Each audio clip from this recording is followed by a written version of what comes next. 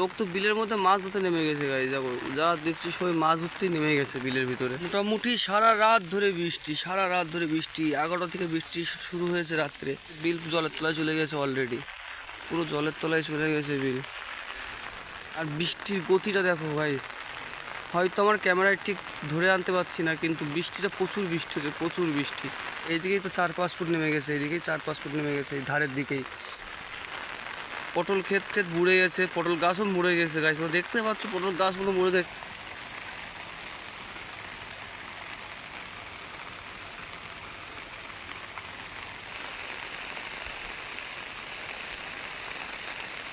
ধান জলের তলায় চলে গেছে গাইস, দেখাই যাচ্ছে এখান থেকে ধান দেখাই যাচ্ছে না, জলের জন্য ধান দেখা যাচ্ছে না, পুরো ধান জলের তলায় চলে গেছে। মাছ ধরছে বৃষ্টির ভিতরে, কত চুলকুনি তার লেগেছে বাড়া।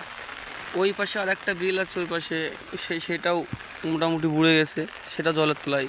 এই জলটা সেই দিকে ভাঙলো, মানে তার অবস্থা আরো ভয়াবহ। রইল তো আগে সবাই ওই না প্রতিদিন রুয়া টেনে দিল